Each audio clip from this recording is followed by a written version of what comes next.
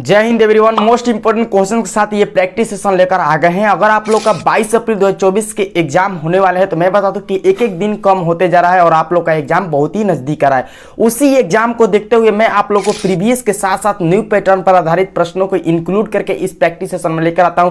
वो हर एक प्रश्न प्रैक्टिस करवाना चाहता हूं जो आप लोग के 22 अप्रैल के एग्जाम में देखने को मिलेगा। तो डियर फ्रेंड्स, आप लोग को करना क्या है कि इस प्रैक्टिस सेशन के हर एक प्रश्न को ईमानदारी पूर्वक अपने सही से उत्तर के साथ साथ एनालिसिस भी करना है कि आप लोग स्कोर कितना करते हैं, क्योंकि ये बहुत ही इंपॉर्टेंट है, क्योंकि आप लोग के पास टाइम बहुत ही कम है। तो चलिए चलते हैं, प्रश्नों पर प्रश्न इंपॉर्टेंट है, लास्ट तक अटेंड जरूर कीजिएगा। फ्रेंड्स, हम लोग आ गए हैं अपने प्रश्नों पर प्रश्न। हर प्रश्न इंपॉर्टेंट है। जैसे कि पहला प्रश्न आप लोग को दिखाई दे रहा है कि पंचशील समझौता किन देशों के बीच हुआ था।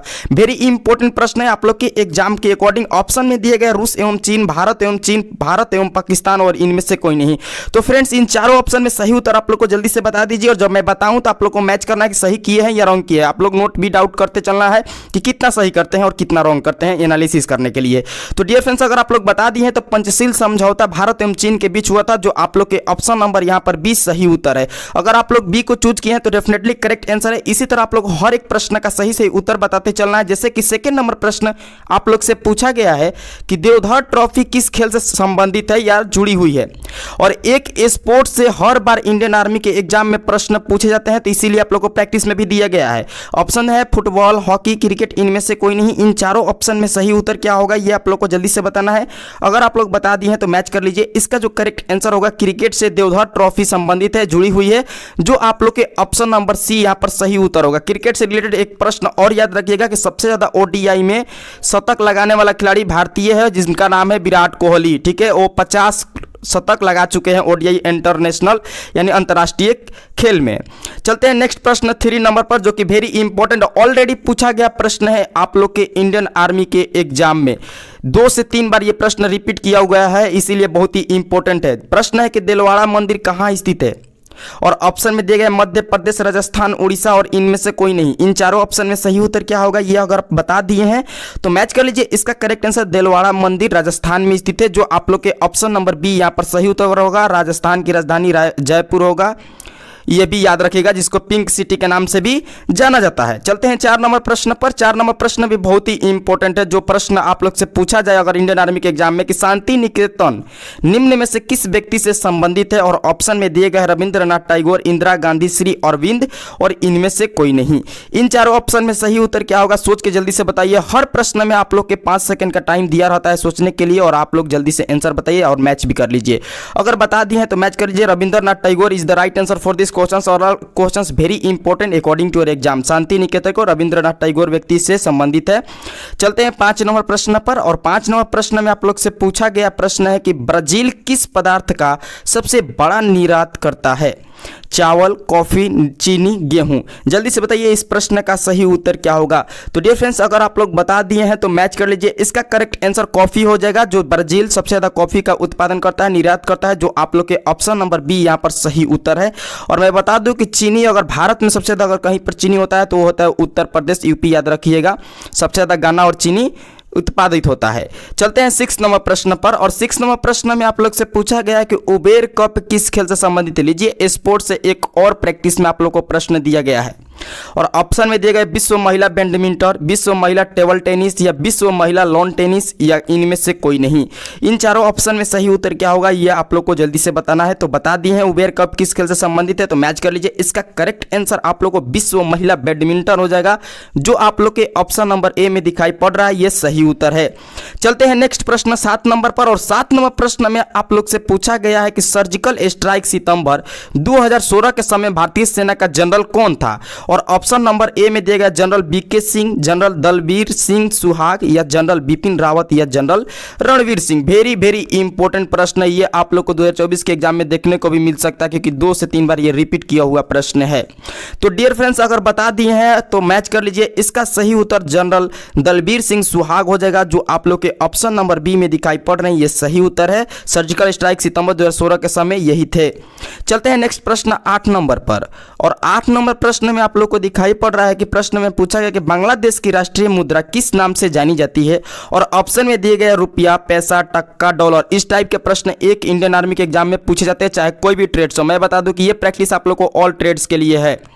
तो डियर फ्रेंड्स बताइए इस प्रश्न का सही उत्तर क्या होगा। अगर बता दिए हैं तो मैच कर लीजिए। इसका करेक्ट आंसर आप लोग का टक्का हो जाएगा। बांग्लादेश में टक्का चलता है, जो आप लोग के option number C is the right answer for this question. Next प्रश्न आ गया है 9 नंबर। नेक्स्ट प्रश्न में पूछा गया है कि संयुक्त राष्ट्र संघ किस साल बना। 1946 ईस्वी, 1945, 1947, 1950 ईस्वी। जल्दी से बताइए इस प्रश्न का सही उत्तर क्या होगा। अगर आप लोग बता दिए हैं तो मैच कर लीजिए। इसका करेक्ट आंसर संयुक्त राष्ट्र संघ 1945 ईस्वी में बना है, जो आप लोग के ऑप्शन नंबर 20 सही उत्तर है। 1947 ईस्वी में हमारा देश स्वतंत्र हुआ था और 1950 में गणतंत्र यानी हम लोग का गणतंत्र दिवस मनाया जाता है कब, 26 जनवरी 1950 ईस्वी को। ये दोनों तीनों आप लोग को ऑप्शन समझ में आ गया होगा। चलते हैं नेक्स्ट प्रश्न 10 नंबर पर। और 10 नंबर प्रश्न में आप लोग से पूछा गया है कि IAEAC का पूरा नाम क्या है। फुल फॉर्म पूछा गया है, ठीक है।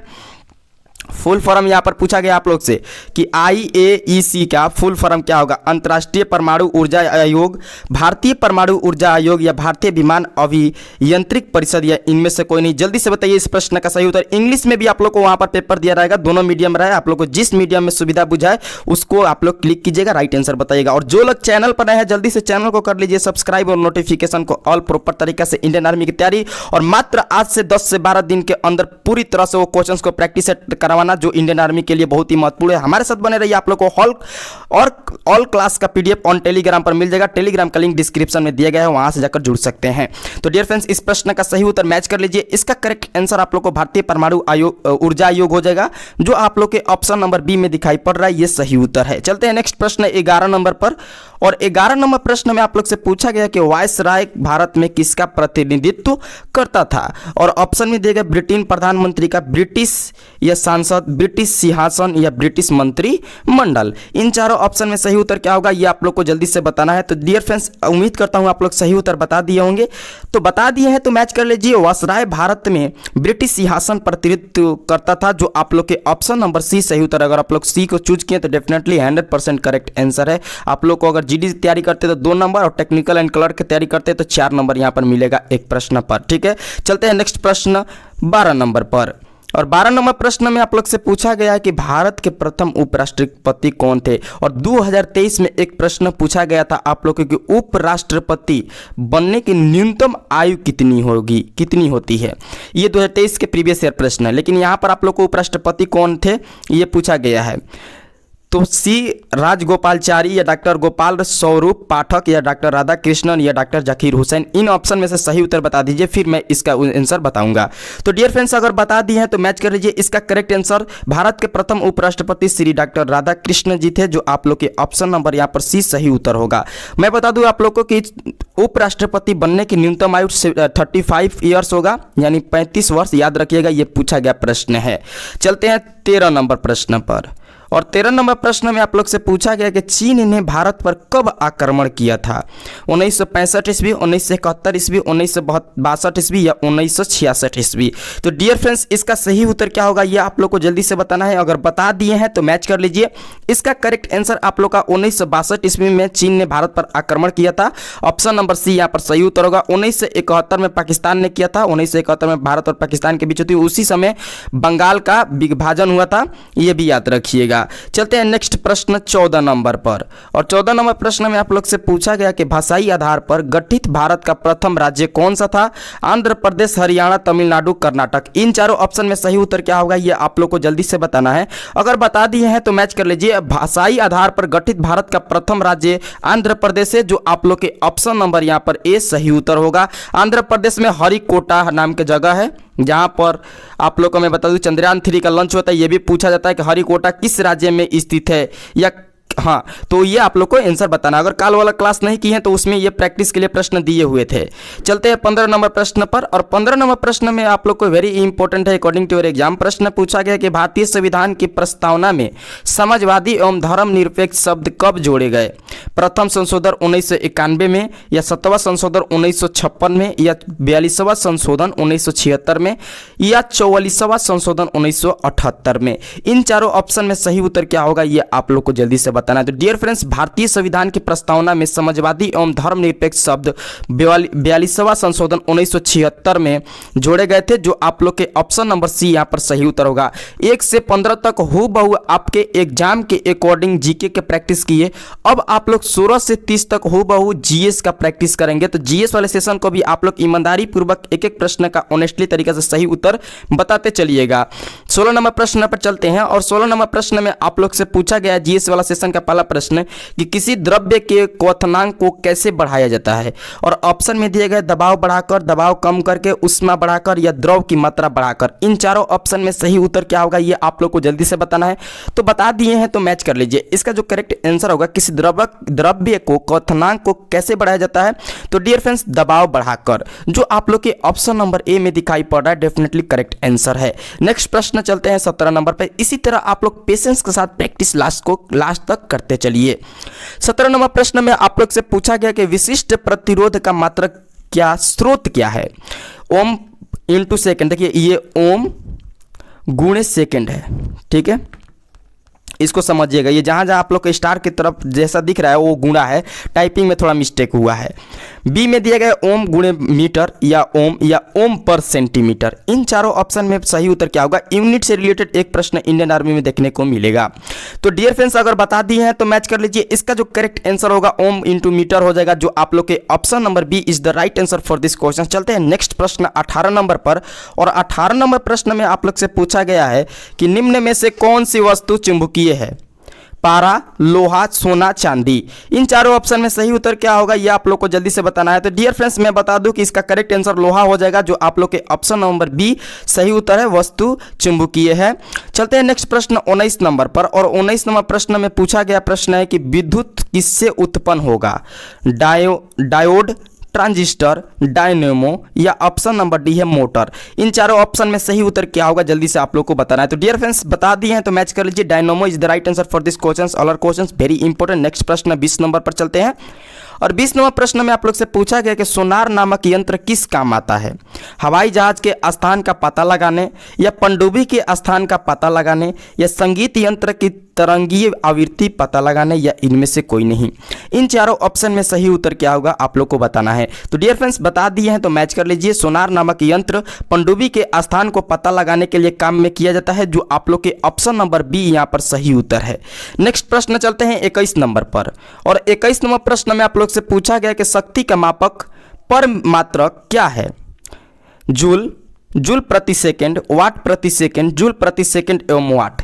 जल्दी से इन चारों ऑप्शन में सही उत्तर बता दीजिए। बता दिए हैं तो मैच कर लीजिए। इसका करेक्ट आंसर जूल प्रति सेकंड एवं वाट होगा, जो आप लोग के ऑप्शन नंबर डी यहां पर सही उत्तर है। 22 नंबर प्रश्न पर चलते हैं, और 22 नंबर प्रश्न में आप लोग से पूछा गया है कि छड़ चुंबक के मध्य चुंबकत्व कितना होता है, और ऑप्शन में दिया गया अधिकतम, शून्य, न्यूनतम, अज्ञात। इन चारों ऑप्शन में सही उत्तर क्या होगा आप लोग को बताना है। बता दिए हैं, मैच कर लीजिए। उम्मीद करता हूं सही बताए होंगे। इसका करेक्ट आंसर शून्य हो जाएगा, जो आप लोग के ऑप्शन नंबर यहां पर बी करेक्ट आंसर है।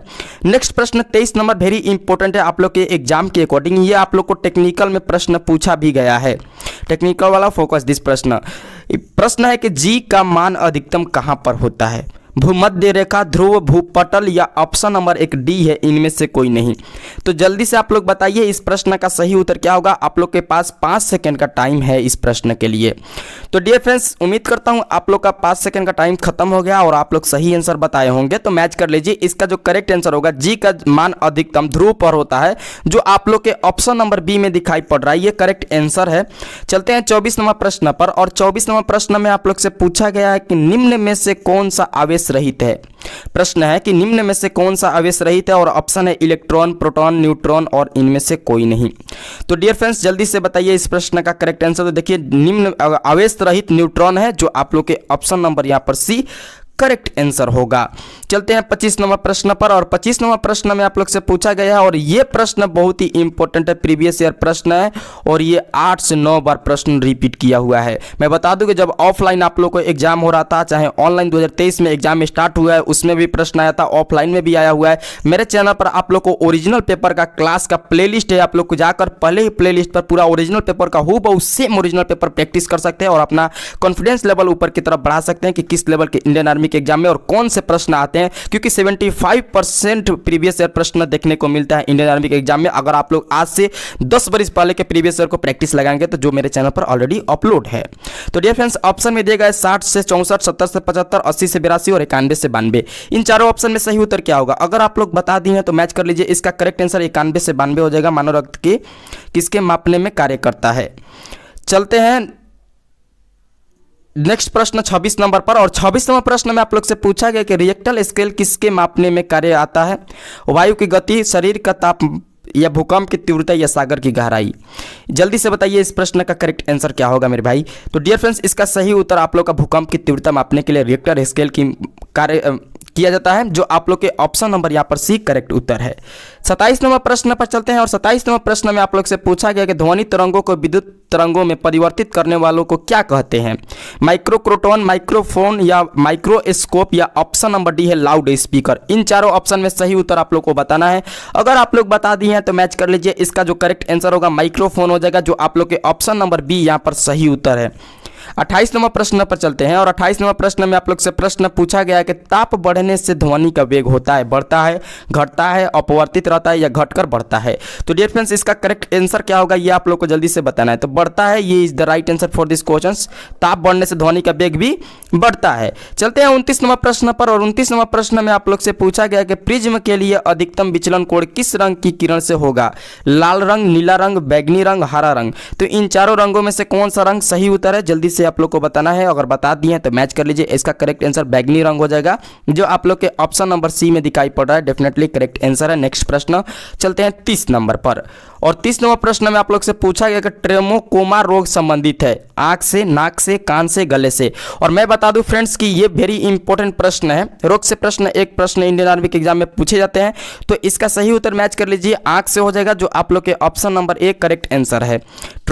टेक्रोमा रोग आंख से संबंधित है। और मैं बता दूं कि आप लोग को टॉप 30 प्रश्न जीके एंड जीएस का भी प्रैक्टिस करवाएं। इसमें आप लोग स्कोर कितना किए हैं ये आप लोग को जल्दी से बताना है। अगर आप लोग 25 प्लस स्कोर में जा रहे हैं तो आप लोग का डेफिनेटली इस बार फौजी बनने से कोई नहीं रोक सकता है। और मैं बता दूं कि आप लोग को सोच रहे हैं कि थंबनेल में 50 प्रश्न का प्रैक्टिस के लिए बोले हैं और यहाँ पर करा रहे हैं 30 प्रश्न। तो 20 प्रश्न आप लोग को कहाँ मिलेगा? ऑन टेलीग्राम पर प्रैक्टिस के लिए। टेलीग्राम पर मैथ के वो सारे इंपॉर्टेंट प्रश्न और रीजनिंग के दिए जाएंगे, जो ऑलरेडी आज से 5 बरस के प्रीवियस ईयर में देखने को मिला है और आगे भी मिलने वाला है। तो आप लोग जाइए वहाँ पर प्रैक्टिस कीजिए और अपना एनालिसिस करते रहिए। और हाँ, एनालिसिस करके इस 30 स्कोर में 30 प्रश्न में कितना स्कोर करते हैं कमेंट लिस्ट में बताना है। और ज़्यादा से ज़्यादा आप लोग को शेयर करना है अपने फ्रेंड्स के साथ। बहुत ही कम समय है और इसमें आपके साथ साथ अपने फ्रेंड्स को भी बता दीजिए कि यहाँ पर प्रैक्टिस चल रहा है और वो भी मोस्ट प्रश्नों के साथ। तो आप लोग वहाँ पर प्रैक्टिस के साथ वो भी एनालिसिस करें और लाइक करके मुझे भी मोटिवेशन लाते रहिए। और मैं आप लोग के लिए प्रश्न सेट करते रहूँ जो आप लोग के इंडियन आर्मी के एग्जाम में ऑलरेडी पूछे जाने वाले प्रश्न होंगे। तो डियर फ्रेंड्स, कर दीजिए ज़्यादा से ज़्यादा शेयर और मिलेंगे आप लोग से नेक्स्ट क्लास में। जय हिंद, जय भारत।